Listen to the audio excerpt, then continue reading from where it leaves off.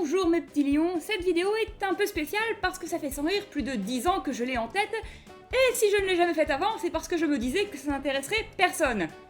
Sauf qu'en fait, maintenant que j'ai vu ce que ça faisait de faire des vidéos qui n'intéressent personne, bon en fait c'est pas si flippant, du coup voilà ma petite vidéo, on va parler d'une scène dans un manga et sa version animée. Alors, le manga c'est Zetsuen no Tempest, Blast of Tempest, que moi j'ai d'abord connu sous le nom de Civilization Blaster, parce que j'avais pas la moindre idée que le titre en gros était en fait le sous-titre du manga et non pas son nom principal. Déjà, je tiens à signaler que c'est un des mangas les plus atypiques que je connaisse, avec une première moitié plongée sur le mystère et l'action, et une seconde beaucoup plus calme et concentrée sur les relations interpersonnelles entre les personnages alors qu'ils réfléchissent à un moyen de sauver le monde et se tirent un peu dans les pattes ou s'entraident. Parfois les deux en même temps. Nous sommes dans un scénario un peu apocalyptique où des gens se retrouvent figés au milieu de catastrophes et au milieu de tout ça, nous allons avant tout suivre un petit trio. Il y a Hakaze, la sorcière des origines, une magicienne surpuissante coincée sur une île qui doit sacrifier des preuves de civilisation humaine pour pouvoir utiliser sa magie. Afin de sortir de là, elle est en contact avec Mahiro, un adolescent qui cherche à venger sa sœur, Aika, assassinée d'une façon incompréhensible quelques années plus tôt.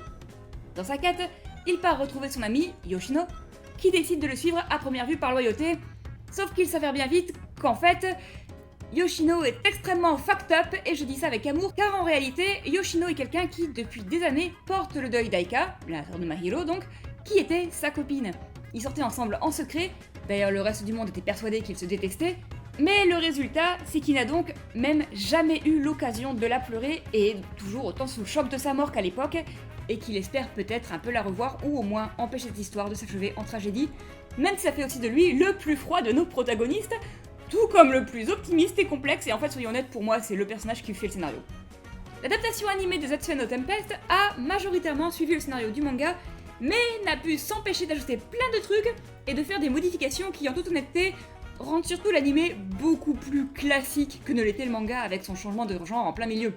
Par exemple, il y a un épisode entier sur la façon dont Yoshino et Mahiro sont devenus amis qui m'éclate, je le reconnais. Mais il y a aussi des scènes d'action ajoutées qui sont inutiles, et une incapacité pour les gens qui ont adapté l'animé, contrairement aux auteurs du manga, à reconnaître que deux adolescents absolument pas qualifiés ne devraient pas participer à l'opération vitale à la toute fin, à part en tant que planificateur comme dans le manga.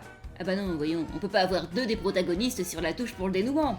J'avoue, ça m'a énervé. Mais soit parce qu'en soit, un seul changement de l'animé entier m'a vraiment frustré, et c'est de celui-là qu'on va parler. Voyez-vous, comme je l'ai dit, Hakaze est la sorcière des origines, bien aimée de l'arbre des origines qui se pliera en 4 pour l'aider et faire ce qu'elle désire, allant jusqu'à faire s'écraser un missile sur son île pour l'aider à s'échapper par exemple. Et cette Hakaze commence à tomber amoureuse de Yoshino. Problème, comme Yoshino cache l'identité de sa copine mais que Mahiro sait qu'il en a une et ne sait pas qu'elle est morte, Yoshino en joue un peu pour qu'on ne lui pose pas de questions et prétend donc depuis le début de l'histoire que sa copine va très bien. En quoi est-ce un problème ? Quand Hakaze se rend compte qu'elle est en train de tomber amoureuse de lui, elle s'inquiète alors terriblement que l'arbre des origines fasse quelque chose d'horrible à la copine de Yoshino. En désespoir de cause, elle finit par lui avouer la situation afin qu'il fasse quelque chose pour détruire ses sentiments en gros. Sauf que Yoshino choisit à la place de lui expliquer la vérité pour lui montrer qu'elle n'a pas à s'en faire. Sauf que Hakaze étant, vous savez, un être humain normalement constitué, elle comprend l'atrocité de la situation et à quel point en fait il ne va pas bien derrière ses sourires et sa sérénité. Et elle insiste comme personne n'a jamais insisté puisque personne n'a jamais su ce qu'il avait perdu. Et il finit effectivement par craquer, par crier toute sa colère quant à la situation, mais aussi toute sa détresse et il finit par fondre en larmes. C'est sans rire la seule scène où il montre vraiment ses émotions du manga entier, et c'est la plus forte pour moi. Ça a néanmoins pour résultat de faire que Hakaze est maintenant encore plus amoureuse, même si elle respecte complètement le fait qu'il doit faire son deuil avant d'envisager quoi que ce soit d'autre.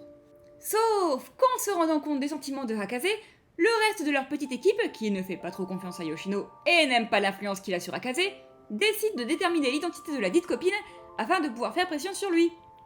S'ensuit une scène de concertation qui s'achève avec le personnage le plus externe à tout ça, qui est en mode « c'est moi ou vous êtes con » et qui les fait se rendre compte de l'évidence comme quoi c'était bien évidemment la sœur de Mahiro. C'est de ces deux scènes-là, et surtout de la première, dont on va parler. Parce que, pour des raisons, l'animé a décidé qu'il voulait que les deux révélations aient lieu en même temps. Donc déjà, vous voyez très probablement le problème. La seconde scène est censée découler de la première. De base, elles ne peuvent pas avoir lieu en simultané. Mais pour ne pas aider, la première scène a été énormément modifiée, et j'avoue trouver la version animée beaucoup moins forte. Déjà, le lieu a changé. Dans le manga, ils sont assis sur le lit d'une de leurs chambres d'hôtel, un emplacement privé, cosy, qui rappelle que ce sont des adolescents. On est face à une déclaration d'amour sans grandiloquence. Ils sont habillés de façon on ne peut plus détendue. Ils sont juste entre eux, et de base, il y a une certaine proximité entre eux, montrant à quel point ils sont complices. On voit immédiatement qu'ils se font confiance, et que c'est pour ça que la scène suivante a lieu, plutôt que Yoshino continue de jouer la comédie. Ensuite, Yoshino passe vraiment la scène presque entière à sourire, rejetant toutes ses émotions derrière une fausse sérénité affable et amicale qui a quelque chose de vraiment glaçant. On voit à quel point il a l'habitude de ne pas écouter ce qu'il ressent pour le confort des autres. C'est effrayant, la solidité de son masque. Ça rend le moment où il craque et où c'est comme si on appuyait sur un interrupteur alors qu'il relâche tout d'un coup, sans le moindre préambule, ni le moindre avertissement, beaucoup plus violent, beaucoup plus fort que dans beaucoup de scènes similaires. On ne s'inquiète pas une seconde pour Akaze, mais c'est vraiment comme si on venait de rouvrir une plaie brusquement. Tout ça pour découvrir à quel point celle-ci s'était infectée, alors que jusque-là, elle semblait ne pas exister. La version animée les met aux sources chaudes.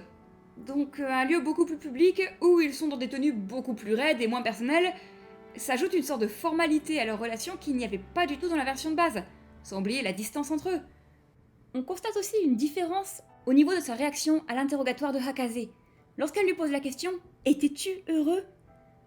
Dans le manga, on voit que ça fait mouche, mais il reprend très très vite sa contenance. C'est juste une des multiples petites brisures qui amènent à la grosse à la fin. Tandis que dans l'animé, cette phrase devient, d'un coup, la plus importante.